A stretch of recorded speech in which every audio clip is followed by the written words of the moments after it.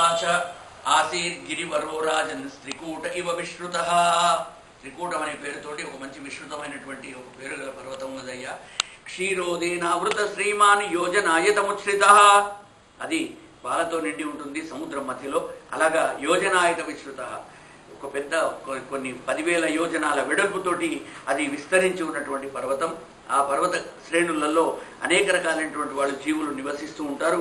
స్వపుష్కరేణోద్ధృత శీకరాంబుభి నిపాయయన్ సంస్నపయన్ యథాగ్రహీ.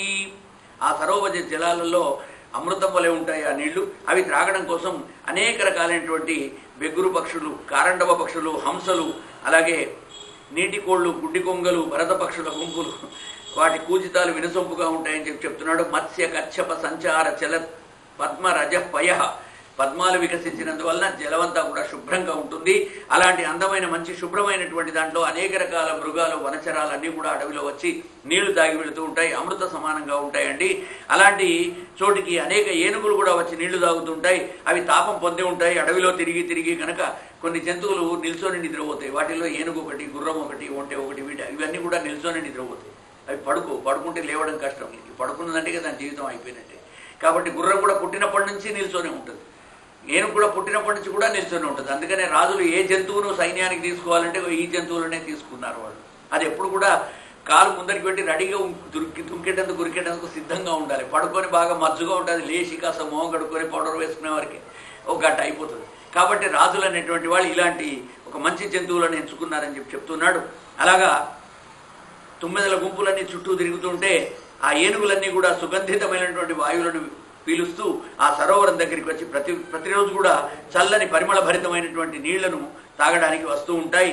వేడితో అవి తాపంతో పొంది ఉంటాయి కనుక ఆ ఏనుగుల యొక్క వేగంగా నడుస్తూ కొద్దిసేపటికి ఆ సరోవరానికి చేరుతూ ఉంటాయి. అలాగే ఒకనాడు ఒక పెద్ద ఏనుగుల గుంపు ఆ సరోవరం దగ్గరికి చేరుకున్నది. త్రికూటం దగ్గరికి వచ్చింది.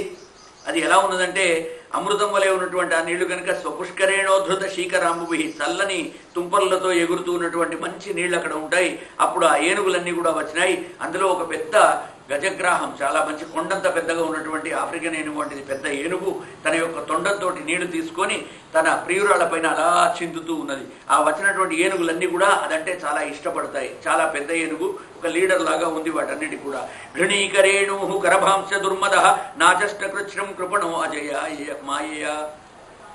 కరేణు అంటే ఆడ ఏనుగు, గజం అంటే మగ ఏనుగు. కరేణు స్థాన్ని గృహస్థు వలె ఆ గజేంద్రుడు మోహగ్రస్తమై తన ప్రియురాళ్ళందరినీ వేసుకొని అక్కడికి వచ్చాడు. ఓ 50 ఏనుగులు వచ్చినాయి. వాటిల్లో చాలా వాటికి ప్రియురాళ్ళైనటువంటి ఏనుగులు ఉన్నాయి. వాటి సంతానం ఉన్నది. ఒక బలిష్టమైనటువంటి ఆ ఏనుగు గజరాజు వచ్చేసి మదించి ఉన్నాడు. ఆయన వచ్చి ఆ నీళ్లలో దిగి నీళ్లు తాగుదామని వచ్చే వరకు నాచష్టం కృష్ణం కృపణోజమాయ తం తంత్ర కశ్చిన్ నృపదైవ చోదిత గ్రాహో బలీయాం శరణే రుషా గ్రహీత్. రుష అంటే కోపంతో, అందులో ఒక గ్రాహి అంటే ముసలి, గ్రాహం అంటే ముసలి. ఆ గ్రాహం బలమైనటువంటి ఒక ముసలి వచ్చి ఈ ఏనుగులు వచ్చి మా మడుగురంతా కూడా కల్లోలం చేసేసి బురద చేసి వెళ్ళిపోతాయి. ప్రతిరోజు వచ్చి నీళ్లు తాగే నెపంతో వచ్చి ఈ మడుగులోకి దిగి అంతా కూడా పాడు చేస్తాయని చెప్పేసి కోపానికి వచ్చినటువంటి ఒక ముసలి గ్రాహో బలీయాన్ చరణే రుషాగ్రహీత్, దాని యొక్క చరణాలను కాలిని గట్టిగా బలిష్టమైన ముసలి క్రోధంతో దాని పాదాన్ని పట్టుకున్నది. ఇలా అకస్మాత్తుగా ఆపదలో చిక్కుకున్నది. యథాబలంసో అతిబలో విచక్రమే. అదేమన్నా తక్కువ బలమైనటువంటిదా? కొండంత ఉన్నది. కాబట్టి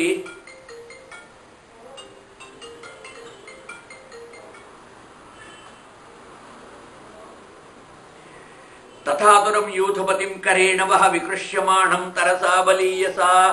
భర్తకు పాపం ఆపద వచ్చింది. ఎవరో వాళ్ళు ఇద్దరు ఎక్కడన్నా మనం బండి అక్కడ పెడితే వెళ్ళాలి తిడుతూ ఉంటారు, మంచిగా అయింది వీడికి. కానీ అందరూ అలా ఉంటారా? పాపం ఆ ఏనుగు వచ్చేసి ఆ ఏనుగు ఎప్పుడైతే ముసలి ఏనుగు కాలు పట్టుకున్నదో మిగతా ఆడ ఏనుగులు అన్నీ వచ్చేసి ఆ ఏనుగును పట్టుకొని గట్టిగా బయట గుంజేటందుకు ప్రయత్నం చేస్తూ ఉన్నాయి. తథాతురం యూథపతిం కరేణవ. కరేణువులు అంటే ఆడ ఏనుగులన్నీ కూడా భార్యలంతా కూడా లాగడానికి ప్రయత్నించారు. ఎంత కష్టపడ్డా కానీ అది వస్తలేదు. గట్టిగా కాళ్ళు ఆయన యొక్క తోకను బట్టి ఒక ఏనుగు, ముందరి కాళ్ళు బట్టి ఒక ఏనుగు, తొండాన్ని బట్టి ఒక ఏనుగు, ఆ ఏనుగు అన్ని వైపులు కూడా తొండాలు వేసి అన్ని ఏనుగులు కూడా లాగడానికి ప్రయత్నిస్తున్నాయి. కానీ అదేం తక్కువదండి. వికర్షతో రంతతో బహిర్మిథ సమాహ సాహస్రం. 1000 ఏళ్ళలాగా ఇద్దరి మధ్యలో గొడవలు జరిగినాయి. ఆ ఏనుగు వెనక్కి గుంజుకుంటుంది, ముసలి లోపలికి గుంజుతుంది. ఇది వెనక్కి, అది ముసలి గుంజుతుంటే శక్తి ఉన్నంత వరకు కూడా రెండు పోరాడుతూ ఉన్నాయండి. గజం సప్రాణయోసితం అమముసతామరాహ తతో గజేంద్రస్య మనోబలౌజసాం కాలేన దీర్ఘేణ మహానభూద్వ్యయ. దాని యొక్క శక్తి వీర్యం అంతా కూడా నశించిపోయింది. ఆ ఏనుగు ఎంతో కష్టపడుతోంది. గజం చాలా డస్సిపోయింది. వికృష్యమాణస్య జలే అవసీదత. జలం నుంచి బయటకు రావడం అంటే బయట ఉన్న ప్రాణులకు చాలా కష్టం. అందుకనే మానవ జీవన పరిణామ క్రమంలో మానవుడు ఎలా సృష్టించాడంటే జలంలో ఉండే జీవులు చాలా బలంగా ఉంటాయి, తర్వాత స్థలం మీద ఉండే జీవులు బలంగా ఉంటాయి. ఆ జీవి తర్వాత ఈ జీవిని పుట్టించేసి ఈ జీవి 2 చోట్ల తిరిగేదాన్ని తాబేలను పుట్టించాడు. ఆ తర్వాత కేవలం భూమిపైన తిరిగేటువంటి కూర్మాన్ని పుట్టించాడు. ఆ తర్వాత జంతువు సగం మనిషిగా ఉన్నటువంటి నరసింహావతారాన్ని సృష్టించాడు. ఇలాగ జీవ పరిణామ క్రమం కోతుల నుంచి కొండగల నుంచి రాలేదండి. మనిషి అనేటువంటి వాడు పుట్టినవాడు జీవి అనేటువంటిది నీళ్లలో పుట్టి అలాగలాగా పెరుగుకుంటూ వచ్చిందని చెప్తాడు. మనం మొదటి రోజు అనుకుంటాను చెప్పుకున్నాం. కాబట్టి ఆ గజేంద్రుడు ఎంతో కష్టపడి లాగుదామని చెప్పి ప్రయత్నిస్తూ ఉన్నాడు. ఎంత కష్టపడ్డా సరే వాడి నుంచి అవ్వట్లేదు. వాడి భార్యలందరూ కూడా కరేణు అంటే ఆడ ఏనుగులు అవన్నీ కూడా పట్టుకొని లాగుతున్నాయి. ఎంత కూడా కాలేదండి. ఇక మగ ఏనుగే అశక్తం అయిపోయినప్పుడు ఆడ ఏనుగుల యొక్క బలం అక్కడెక్కడ సరిపోతుంది. ఇత్తం గజేంద్రస్య యదా అపసంకటం ప్రాణస్య దేహి వివశో ఎదృచ్ఛయా. ఒకసారి అకస్మాత్తుగా దానికి ప్రాణ సంకటమే వచ్చింది. ఇక 1000 ఏళ్ళు అయిపోయింది. 1000 ఏళ్ళు ఈ ముసలితో కోట్లాడినా కానీ అది విడుస్తలేదు అంటే ఇక దానికి కొద్దిగా మనసులో అధైర్యం మొదలైంది. నన్ను ఇది చంపేస్తుంది, ఇక దీని చేతిలో మనం దానికి ఆహారం అయిపోవుడే అన్నట్టుగా అది భయపడిపోయింది. దధ్యాభిమానం బుద్ధిమతాభ్యపద్యత నమామి మే జ్ఞాతయ ఆతురం గజాహ. ఈ ఆడ ఏనుగులు ఎంతో భయభీతుడైన నన్ను కాపాడడానికి చాలా కష్టపడుతున్నాయి. కానీ మృత్యువు వెంటబడి తరిమితే మనం రక్షించుకోగలమా? మృత్యుర్ధావతి పంచమ ఇతి. 5 అవస్థలు ఉంటాయట మనిషికి. బాల్య, కౌమార, యవ్వన, వృద్ధావస్థలే కాకుండా 5వది మృత్యు అనేటువంటి ఒక అవస్థ. కాబట్టి ఈ అవస్థ కూడా ఈ 5 అయిపోయిన తర్వాత మళ్ళీ మొదటిది వస్తుంది. కాబట్టి మృత్యు అనేది 5వ అవస్థగా ధావతి పంచమైతి. నేను నీకు 5వ అవస్థరా, ముసల్తనం తర్వాత నేను నీ వెంటబడతానని చెప్పేసి మృత్యుదేవత కూడా వెంటబడుతూ ఉంటుంది. ఈ ఒక్కొక్కదాన్ని తప్పించుకొని తలలో నాలుక వేరే నోట్లో ఉన్న నాలుకలాగా 32 పళ్ళను తప్పించుకొని బ్రతికినంత కాలం వాడు బతుకుతాడు. ఎప్పుడైతే ఆ ఉరుకుడు పరుగు ఆగిపోయిందో అక్కడ మనిషిని ఆ మృత్యుదేవత వాడు పట్టుకునేస్తుంది. కాబట్టి మృత్యుర్ధావతి పంచమైతి. మన వెంటబడి ఎప్పుడు కూడా అది పరిగెత్తుకుంటూ వస్తూ ఉంటుంది. ఎప్పుడు దానికి మనం చిక్కుతామో అప్పుడు అది మింగి పారేస్తుంది. కాబట్టి దానికి చిక్కకుండా బ్రతుకుతూ మనిషి ముందుకు పోతాడని చెప్తూ ఉన్నాడు. మృత్యుర్ధావతి పంచమైతి గ్రాహేణ పాశేన విధాతురావృత అప్యహంచతం యామి పరంపరాయణం. ఈ మృత్యు ఎంత బలీయమైనటువంటిది, ఇంత గట్టిగా బట్టి లాగుతున్నది. దీన్ని నేను ఇలా దీని నుంచి విడిపించుకోవాలి. భగవంతుడే నాకు ఇక పరమాత్మ తప్పక నన్ను రక్షిస్తాడు. మన శక్తి చాలనప్పుడు మనం భగవంతుడిని ఆశ్రయిస్తాం. మామూలుగా మానవులు ప్రతిదానికి తన శక్తి పైన బాగా విశ్వాసం కలిగి ఉండి నన్ను నేను కాపాడుకోలేనా, నన్ను ఎవరైతే కాపాడేది అంటూ అన్నను, చెల్లెను, తల్లిని, తండ్రిని అందరినీ ధిక్కరించుకుంటూ వాడు మొన్న చెప్పుకున్నాం కదా, మీరుపేట నుంచి పోయి అమీర్పేటలో పోయి బ్రతుకుతాడు, వేరుగా ఉంటాడు. నాకు అన్నీ ఉన్నాయి, నేనే బతికించుకుంటాను, నన్నెవరేది పోషించేది, నాకెవరు కావాలి అని. కానీ అవసరం వచ్చినప్పుడు ఇలాంటి సందర్భాల్లో మన వాళ్ళందరూ మళ్ళీ పనికి వస్తారు. గ్రాహేణ పాశేన విధాతురావృత. యమపాశంలాగా ఈ గ్రాహం వచ్చి నన్ను ముసలి వచ్చి నా కాలు పట్టుకున్నది. నన్నిగా రక్షించేదేవుడు ఒక్క పరమాత్మ మాత్రమే రక్షిస్తాడు, ఇందులో సందేహం లేదు. భీతం ప్రపన్నం పరిపాతి యద్భయాత్. ఎవరినైతే భయాన్ని నుంచి పరిపాతి రక్షిస్తూ ఉంటాడో ఆయన్నే మనం ప్రపన్నుడైనటువంటి పరమాత్ముడు అంటాం. హే పరమాత్మను నన్ను రక్షించు అని చెప్పి ప్రార్థిస్తూ ఆ భగవంతుడిని తలుచుకుంటోంది ఏనుగు. ఎవనిచే జనించు జగమెవ్వని లోపల నుండు లీనమై ఎవ్వని ఎందుడిందు పరమేశ్వరుడెవ్వడు మూల కారణంబు ఎవ్వడు అనాది మధ్యముండు ఎవ్వడు సర్వము తానే అయిన వాడెవ్వడు వాని ఆత్మభువనీశ్వరునే శరణంబు వేడెదన్ అని చెప్పి గజేంద్రం ఇక చివరికి దేవుడి పైన భారం విడిచేసి ఎవనిచే జనించు జగమో ఎవని లోపల నుండి లీనమై, ఎవడి కడుపులో ఉంటుందో ఈ జగమంతా కూడా అలాంటి సర్వేశ్వరునికి ప్రపంచం మొత్తం 14 భువనాలను తన కుక్షిస్తాకిల భువనుడైనటువంటి వాడికి నేను నమస్కరిస్తానని చెప్పేసి భగవద్నామం. దీర్ఘాయుష వస్తు మనోవాంఛాఫల సిద్ధిరస్తు ఆచంద్రార్థం వంశాభివృద్ధిరస్తు కార్తీవస్తు. ఎప్పుడు ఆత్మభవున్ ఈశ్వరునే శరణంబు వేడని. ఇవన్నీ ఈ కార్యక్రమాలన్నీ చేసేవాడు ఎవడైతే జగాన్ని సృష్టిస్తాడో, జగాన్ని పరిరక్షిస్తాడో, జగాన్ని లయమందిస్తాడో, ఈ జగత్తు మొత్తానికి మూల కారణం ఇవ్వడో ఆయనకు నేను నమస్కరిస్తున్నాను. అతనే వచ్చి నన్ను రక్షించాలి, ఇంకెవరు నన్ను రక్షించలేరని చెప్పుకుంటూ లోకంబులు లోకేశులు లోకస్థులు తెగినందుది సకల లోపం పెంచీకటి కవ్వలనివ్వండి ఏకాకృతి వెలుగునతని నే సేవింతు. ఈ వెలుగు కాదండి. మన వాళ్ళు చెప్తూ ఉంటారు కదా, పీతాభ ఆస్వత్యనూపమ, ఆ వెలుగు పరమాత్మ యొక్క వెలుగు ఆరా ఏదైతే ఉంటుందో దాన్ని వెలిగించేటువంటి ఆ పరమాత్మను నేను నమస్కరిస్తాను, నన్ను అతను రక్షించాలని చెప్పేసి ఏవం వ్యవసితో బుద్ధ్యా సమాధాయ మనోహృది జజాప పరమం జాప్యం ప్రాగ్జన్మన్యుడు మన్యను అనుశిక్షితం. కాబట్టి గజేంద్రుడు భగవంతుని స్తోత్రం చేస్తూ ఆ ప్రభువుని ఆత్మరక్షణ కోసం స్థితిస్తూ ఉన్నాడు. యోస్మాత్ పరస్మాచ్చ పరస్తం ప్రపద్యే స్వయంభువం, హే స్వయంభువ, యో అస్మాత్ పరస్మాచ్చ పరస్తం ప్రపద్యే. కాబట్టి ఈ జగత్తంతా కూడా నీ యందే నిలిచి ఉన్నదయ్యా, నీ సత్తా ద్వారానే నీ శక్తి ద్వారానే నడుస్తోంది గనక ప్రపద్యే స్వయంభవం, అలాంటి నీకు నేను నమస్కరిస్తున్నానని చెప్పి ఆయన దండం పెడుతున్నాడు. ఈ విశ్వం అంతా కూడా ప్రభువు యొక్క మాయతోటి నిలిచి ఉన్నది. స ఆత్మమూల అవతు మాం పరాత్పర, అవతు అంటే రక్షించుగాక అని. ఆ పరాత్పరుడు నన్ను ఆత్మమూలుడు అంటే ఎవడైతే ఈ జగత్తు మొత్తానికి మూలకారకుడో ఆయన నేను ప్రార్థిస్తున్నాను, నన్ను రక్షించుగాక.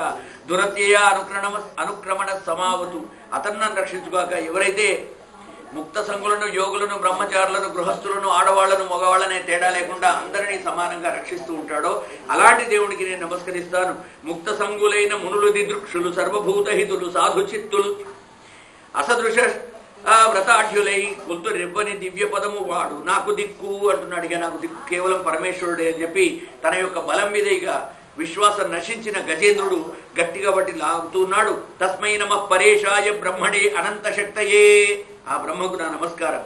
అరూపాయోరు రూపాయ నమ ఆశ్చర్య కర్మణే, ఆయన యొక్క కర్మలన్నీ ఆశ్చర్యంగా ఉంటాయి. భగవంతుడు ఎవరికి ఎప్పుడు ఏది ఎలా ఇవ్వాలనో వాళ్ళకప్పుడు అది అలా ఇస్తాడు. కాబట్టి ఆయన చర్యలను తెలుసుకోవడం మనకు సాధ్యం కాదు. అది తెలిస్తే ఇక మనకు అన్నీ తెలుస్తాయి. ఎప్పుడు ప్రాణం పోతుంది, ఎప్పుడు సంపద వస్తుంది, ఎప్పుడు గరీబ్ అవుతుంది, ఎప్పుడు ఇంట్లో దొంగతనం పడతారు, ఇవన్నీ మనకే తెలిసిన తర్వాత ఇక భగవంతుడు ఎందుకు కొలుస్తారు? కాబట్టి భగవంతుడి యొక్క చేష్టలన్నీ విచిత్రంగా ఉంటాయండి. తస్మై నమః, అలాంటి దేవుడికి నా నమస్కారం. నమో గిరాం విదూరాయ మనసశ్చేతసామపి, నా వాక్కును, నా చేతస్సును, నా కరచరణాది అవయవాలను చైతన్యంగా ఉంచి పనులు చేసుకోవడానికి అవకాశం ఇస్తున్న ఏ భగవంతుడైతే ఉన్నాడో ఆయనకు నేను నమస్కరిస్తున్నాను. నమః కైవల్యనాథాయ నిర్వాణ సుఖ సంవిదే, నమశాంతాయ ఘోరాయ మూఢాయ గుణధర్మిణే, గుణధర్మాలు తెలిసినటువంటి వాడు, శాంతుడు, ఎంతటి ఆపద వచ్చినా సరే రక్షించేవాడు, క్షేత్రజ్ఞుడు, ఆయనకు నా నమస్కారం. సర్వాధ్యక్షాయ సాక్షిణే, సర్వాధ్యక్షుడు, అన్ని కార్యక్రమాలకు కూడా సాక్ష్యం ఎవరు అంటే భగవంతుడే, కాలం అనేటువంటి రూపంలో ఉంటాడు. పురుషాయాత్మ మూలాయ మూల ప్రకృతయే నమః, అలాంటి మూల ప్రకృతికి నా నమస్కారం అంటూ దండం పెడుతున్నాడు. ఇంకా ఆయన ఎలా ఉంటాడు? నమో నమస్తే అఖిల కారణాయ నిష్కారణాయ అద్భుత కారణాయ, నిష్కారణం ఆయనే, అఖిల కారణము ఆయనే, సర్వాగమాంనాయ మహార్ణవాయ, అన్ని ఆగమాలు అంటే వేదాలు, సర్వ వేదాలకు, ఉపనిషత్తులకు, పురాణాలకు నిధి అయినటువంటి వాడు ఆ పరాత్పరుడు భగవంతుడు. మహార్ణవం, గొప్ప సముద్రం లాంటి వాడు. నమో అపవర్గాయ పరాయణాయ, అపవర్గం అంటే మోక్షం, మోక్షానికి మార్గాన్ని చూపించే ఆ భగవంతునికి పరాత్పరుడికి నా నమస్కారం. ఎందుకంటే గుణారిణి ఛన్న చిదూష్మపాయ తత్, అరుణి అంటే మనం మొన్న చెప్పుకున్నాం అరుణి నిర్బంధనం అని చెప్పేసి, రావి చెట్టులో పుట్టిన జమ్మి చెట్టులో పుట్టిన రావి చెట్టు కొమ్మలను కానీ రెండింటిని తెచ్చి మథనం చేస్తే ఆ నిర్మథనంతో అగ్ని పుడుతుంది. కాబట్టి ప్రాణులందరి హృదయాల్లో ఏదో ఒక అగ్ని రూపంలో ఆయన నివసించి ఉంటాడు. అలాంటి దేవునికి స్వయం ప్రకాశాయ నమస్కరోమి, స్వయం ప్రకాశునికి నేను నమస్కరిస్తాను. ఆయన ఎవరు టార్చ్ వేసి చూపించాల్సిన పని లేదు, స్వయం ప్రకాశకుడు ఆయన. ఆయన వచ్చాడంటే ఆయన వెనకాల వెలుగుతోటి ఉంటాడు. మనం ఆయన చూడలేక మనం కళ్ళు మూసుకుంటాం తప్ప ఆయన వెలుగుతో ఎక్కడ కూడా తక్కువగా ఉండదు. ప్రత్యక్షృషే భగవతే బృహతే నమస్తే అంటూ అనేక రకాల శ్లోకాల్లో వాడు ప్రార్థిస్తున్నాడు. అనంతం, ఆద్యం, అతీంద్రియం, సూక్ష్మం, ఇవ అతి దూరం, పరిపూర్ణం ఈడే. ఈడే అంటే ప్రార్థిస్తాను, స్తోత్రం చేస్తాను. ఎవరిని స్తోత్రం చేస్తానంటే అతీంద్రియుణ్ణి, ఇంద్రియాలకు అతీతుడిని. అలాగే సూక్ష్మమైన వాడు వాడే, స్థూలమైన వాడు వాడే. సో మనకు వేదంలో కూడా చెప్తారు అణోరణీయాన్ మహతో మహీయాన్. పెద్దవాటిల్లో పెద్ద ఎవరు అంటే భగవంతుడు, చిన్న వాటిల్లో చిన్న ఎవరు అంటే భగవంతుడే. అణువు నుంచి పరమాత్మ వరకు కూడా నివసించి ఉండేటువంటి యస్య బ్రహ్మాదయో దేవాహ వేదా లోకా చరాచరాహ, వేదములు, లోకాలు, బ్రహ్మాది దేవతలు ఎవరినైతే కీర్తిస్తూ ఉంటారో ఆ విష్ణువుకు నా నమస్కారం. నామరూప విభేదైన ఫల్గ్యాచ కలయా కృతాహ, నామరూప భేదంతో దేవతలు ఇంతమంది అయినారు కానీ వీళ్ళందరూ కూడా వేరువేరు కాదండి. అందరు దేవతలకు ఒక్కడే దేవుడు ఉంటాడు. ఏకో దేవ కేశవోవా శివోవా, ఒక్కడే దేవుడు. ఆయనను మీరు కేశవుడనండి, శివుడనండి, గణపతనండి, ఆంజనేయుడనండి, కృష్ణ పరమాత్మ అనండి, ఏ రూపంలో పోల్చినా సరే సర్వదేవ నమస్కార కేశవం ప్రతి గచ్చతి. ఏ దేవుడికి దండం పెట్టినా కేశవుడికే పోతుందని చెప్తూ చివరికి అలాంటి కేశవునికి నా నమస్కారం. ఇంకా నమో నమస్తుభ్య మసహ్య వేగ శక్తిత్రయ అఖిలధీగుణాయ. శక్తిత్రయానికి అతీతుడు. శక్తి మనకు 3 రకాలుగా ఉంటుంది, అలాగే కాలం 3 రకాలుగా ఉంటుంది. ఆ అన్ని రకాల త్రిగుణాలకు త్రికాలకు నేను అతీతుడైనటువంటి వాడా. ప్రపన్నపాలాయ దురంత శక్తయే. నీ శక్తి అనంతం, నీవు శరణాగత వత్సలుడవు. దురంత శక్తి ప్రపన్నపాల అంటే శరణంతో వచ్చిన వాళ్ళని రక్షించేవాడు. అలాంటి స్వామికి నా నమస్కారం. కలడందురు దీనులయడ కలడందురు పరమయోగి కడముల పాలన్ కలడందురు అన్ని దిశలను కలడు కలండను వాడు కలడో లేడో అంటున్నాడు. ఇక చివరికి భగవంతుడు కనిపించకపోయే వరకు ఎంత కష్టపడ్డా కానీ ఆయన మన కోరికలు నెరవేర్చకపోతే ఏం దేవుడు ఉన్నావా అసలు ఉన్నావా అని పాటలు అద్దుకుంటాం మనం. కాబట్టి దేవుడిని కూడా విశ్వసించని యొక్క సమయానికి వచ్చేసింది ఆ గజం. ఎందుకంటే ఎంతసేపటి నుంచి ఎన్ని రకాల ప్రార్థించినా స్తోత్రాలు చేసినా ఆ దేవుడు ఏమాత్రం వస్తలేడు, కనికరిస్తలేడు.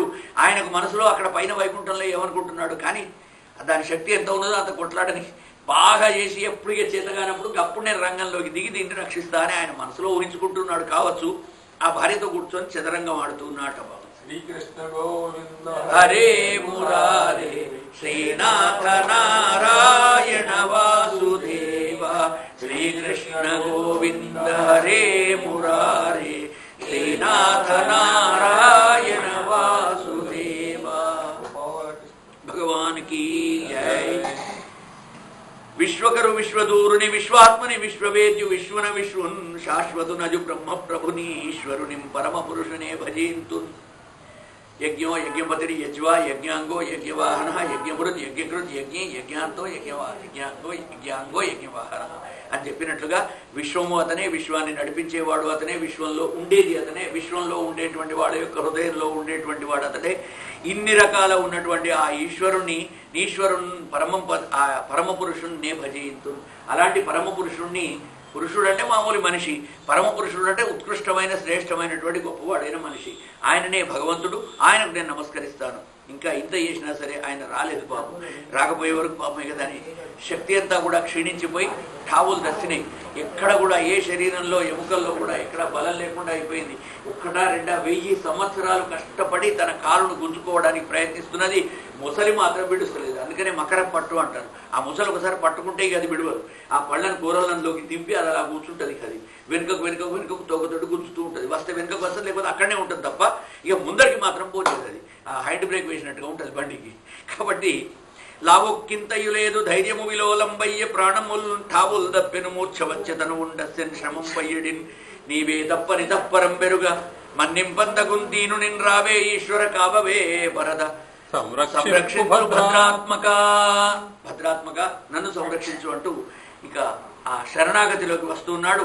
ఇంకా ఓం నమో భగవతే వాసుదేవాయ, ఓం నమో భగవతే వాసుదేవాయ, ఓం నమో భగవతే వాసుదేవాయ, ఓం నమో భగవతే వాసుదేవాయ. శుకుడు చెప్తున్నాడు, హే పరీక్షిత్ మహారాజా, గజేంద్రుడు ఎట్టి భేదం మనసులో లేకుండా భగవంతుడికి సంపూర్ణంగా 100% విశ్వసించడానికి మొదలుపెట్టాడు. అంతకుముందు కొద్దిగా తన బలం పైన, తన భార్యలపైన విశ్వాసం ఉండే. ఈ నా భార్యలందరూ కూడా నన్ను పట్టుకొని వెనుక గుంజుతున్నారు, 20-30 మంది వెనకాల నా మహారాణులు ఉన్నారని చెప్పేసి గుంజుతుంటే ఎంత చేసినా సరే రాకపోయేసరికి అప్పుడు మనసులో అనుకుంటున్నాడు, ఏవం గజేంద్రం ఉపవర్ణిత నిర్విశేషం బ్రహ్మాదయో వివిధ లింగ విధా అభిమానా నైతే యదోపసృపుర్ నిఖిలాత్మకత్వాత్ తత్రాఖిలాయ అమరయో హరిరావిరాసీత్. శ్రీహరి ఆవిర్భావం అవుతున్నది. ఆయన అక్కడి నుంచి ఆయనకు కనిపించింది, అయ్యో నీ భక్తుడు ఎవరో మస్తు పిలుస్తున్నాడు, అప్పటి నుంచి నువ్వేమో ఇక్కడ ఆటలో పడ్డావు, కొద్దిగా పోయి వాడిని రక్షించవచ్చు కదా నా తల్లి చెప్పినట్టున్నది. చూశాడు, ఓ కమలాప్తయో వరదయో ప్రతిపక్ష విపక్ష దూర కుయ్యో కవియోగ వంద్య సుగుణోత్తమయో శరణాగతామరానోకయో మునీశ్వర మనోహర ఓ విమల ప్రభావ రావే కరుణింపవే తలపవే శరణార్థిని నన్ను గావవే అంటూ ఇక ఇన్ని రకాల భగవంతుని స్తోత్రం చేసుకుంటూ పొగుడుతూ ఉన్నాడు. అలా కూడా పిలిచాడు. ఇన్ని రకాల పిలిచిన తర్వాత ఉక్షిప్య సాంబుజకరం గిరమాహ కృచ్రాత్. నారాయణ జగద్గురు పరమాత్మ నీకు నమస్కారం అయ్యా, నన్ను రక్షించవయ్యా అని చెప్పి వాడు జన్మరాహిత్యాన్ని ఇస్తావు ఎందరికో, నన్ను కనీసం నన్ను పుట్టుకు నా కష్టాన్ని లేకుండా దూరం చేయబట్టే కూడా రావట్లేదు, నన్ను రక్షించమని చెప్పి వాడు ప్రార్థిస్తున్నాడు. గ్రాహాద్విపాడిత ముఖాధరిణా గజేంద్రం. ఈ గజేంద్రుడు గ్రాహం ముఖంలో తన కాలును ఇరికించుకొని పాపం పెరుగులాడుతున్నాడు. వీడిని వచ్చి రక్షించవయ్యా అంటూ తనకు తానే ఆయన పాపం ప్రార్థిస్తున్నాడు. అప్పుడు ఆ భగవంతుడు వస్తున్నాడు. స్తోత్రం నిశమ్య దివిజయ సహ సంస్తువద్భి, సంస్థవాలు స్తోత్రాలన్నీ కూడా విన్నాడు. భగవంతుడు అంతా వింటున్నాడు. చక్రాయుధో అభ్యగమద ఆశ్రయతో గజేంద్ర, ఆ గజేంద్రుడిని రక్షించడం కోసం చక్రాయుధాన్ని తీసుకొని తన చేతిలో ఆయుధాన్ని తీసుకున్నాడు. అది పిలువంగానే వస్తుంటుంది సుదర్శనం గనక. సోంత సరసు ఉరుబలేన గృహీత అర్థ దృష్ట్వా గతిర్మతి హరింఖ ఉపాత్త చక్రం. కాబట్టి ఖమ్ అంటే ఆకాశం. ఆకాశంలో ఉత్క్షిప్య సాంబుజకరం గిరిమాహ కృచ్ఛ్రాత్, అది బయటకు లాగుతూ ఉన్నది, ఇది లోపలికి లాగుతున్నది. అలాంటి సందర్భంలో ఆయన పైకెత్తి, అది తొండం పైకెత్తి భగవంతుడిని ప్రార్థిస్తూ ఉంటే ఆకాశం నుంచి వస్తున్నట్టు. ఆయన ఎలా వచ్చాడంటే సిరికింజప్పడు శంఖచక్ర యుగమున్ చేదోడు సంధింపడు ఏ పరివారమును చీరడభ్రగతిం పతింబన్నింపడు ఆకర్ణికాంతర ధమ్మిల్లము చక్కనొత్తడు. చెవులకున్న పోగులు కూడా కుండలాలు కూడా ఊడిపోతుంటే వాటిని కూడా చక్కనొత్తుతలేడు. వివాద ప్రోత్థిత శ్రీకుచోపరి చేలాంచలమైన వీడడు. ఈయన కూర్చున్నప్పుడు ఇద్దరు కలిసి ఆడుతున్నారు కాబట్టి ఆమె కుచం మీద ఉన్న చేలాంచలం ఆమె బయట ఈయన దగ్గరికి వచ్చి దోపినట్టుగా ఈయన కింద ఉన్నది. దాన్ని పట్టుకొని ఈయన ఉరుకుతుంటే ఆయనతో పాటు ఆయన బయట కూడా వస్తున్నది. శ్రీకుచోపరి చేలాంచలమైన వీడడు గజ ప్రాణ అవనోత్సాహ్యై. గజ ప్రాణ అవన ఉత్సాహ్యై. అవనం అంటే రక్షించడం. గజ ప్రాణాలను రక్షించేటువంటి ఉత్సాహంతో ఆయన పరిగెత్తుకుంటూ వచ్చాడు. వచ్చేసి ఏం చేశాడో చెప్తూ ఉన్నాడు. తంవీక్ష పీడితమజ సహసా అవతీర్య. అక్కడి నుంచి ఒక్కసారి అలాగా ఆ గరుత్మంతుడి పైన కిందికి తీక్కుంటూ వచ్చాడు. చూశాడు ఏ మడుగులో అయితే పాపం గ్రాహం గజాన్ని పట్టుకొని లాగుతున్నదో దాన్ని చూసేసి తన చక్రాన్ని చేతిలోకి తీసుకొని గ్రాహాత్ విపాటిత ముఖాత్ అరినా గజేంద్రం. ఒక్కసారి గజేంద్రుని శత్రువు అయినటువంటి ఆ గ్రాహం పైన తన చక్రాయుధాన్ని ప్రయోగించాట. ఓం నమో భగవతే వాసుదేవాయ, ఓం నమో భగవతే వాసుదేవాయ, ఓం నమో భగవతే వాసుదేవాయ, ఓం నమో భగవతే వాసుదేవాయ. ఈ విధంగా కొబ్బరికాయ కొట్టానా? భగవద్ ఆవిష్కారం అయింది. శ్రీ లక్ష్మీనారాయణుడు వచ్చాడు. అది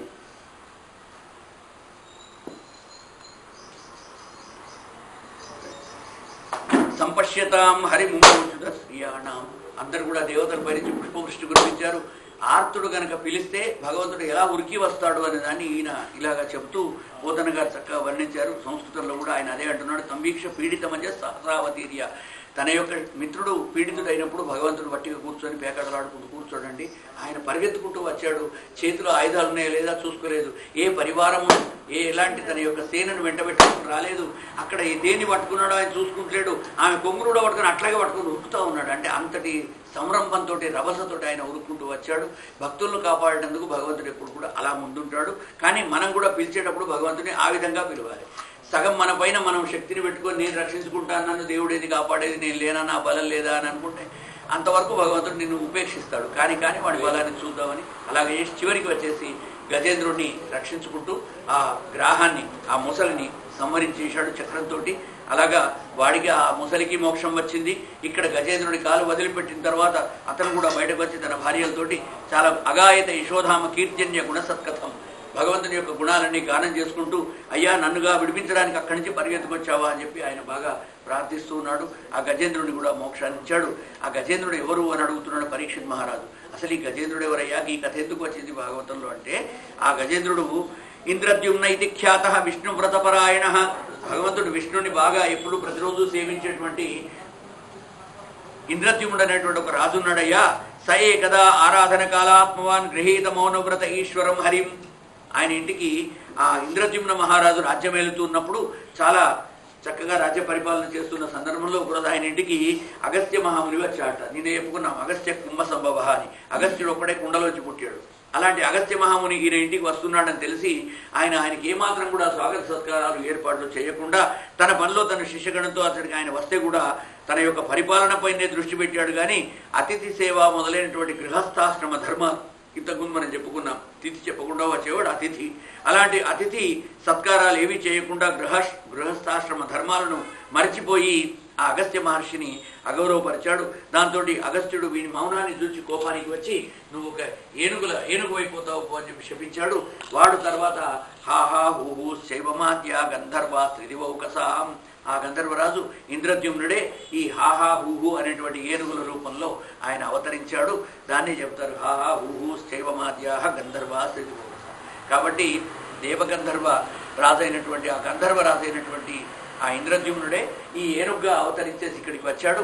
ఒక్క బ్రాహ్మణ శాపం అగస్త్య శాపంతో వాడు పాపం 1000 సంవత్సరాలు ఒక ముసలితో కోట్లాడాల్సిన పరిస్థితి వచ్చింది అని చెప్పి చెప్తున్నాడు. ఇక ఫలశ్రుతి చెప్తున్నాడు. ఏతన్మహారాజ తవేరితో మయా, హే పరీక్షిత్ మహారాజా, మయా తవైరిత, నేను నీ ముందర ఇదంతా కూడా గజేంద్ర మహారాజు కథ ఎందుకు చెప్పానంటే, కృష్ణానుభావో గజరాజ మోక్షణం, గజరాజ మోక్షణాన్ని గురించినటువంటి మహిమ గురించిన వృత్తాంతాన్ని నీకు ఎందుకు వినిపించానంటే, ఇది విన్నవాళ్లకు కలిదోషాలు ఉండవు, దుస్వప్నాలు ఉండవు. ఇక స్వర్గ్యం యశస్వం కలికల్మషాపహం, కలికల్మషాలు దూరం అవుతాయి, యశస్యం మంచి కీర్తి వస్తుంది, స్వర్గం మోక్షం వస్తుంది, దుస్వప్న నాశనం చెడ్డ కళలు వస్తుంటే అవి నశించిపోతాయి. కురువర్య శృణ్వతాం, హే కురువర్య, హే పరీక్షిత్ మహారాజా, ఇదంతా శృణ్వత, నీకు ఇందుకనే నేను చెప్పాను వినవయ్యా అంటూ శుకబ్రహ్మ ఈయన పరీక్షిత్ మహారాజుకు ఈ గజగ్రాహ వృత్తాంతాన్ని చెప్తున్నాడు. ఇది ఎవరైతే వింటారో వాళ్ళకి దుస్వప్నాలు కలిదోషాలు తొలగిపోతాయి, అలాగే యశస్సు కీర్తి అభ్యుదయం కూడా కలుగుతుంది అని చెప్పాడు. ఓం నమో భగవతే వాసుదేవాయ. ఓం నమో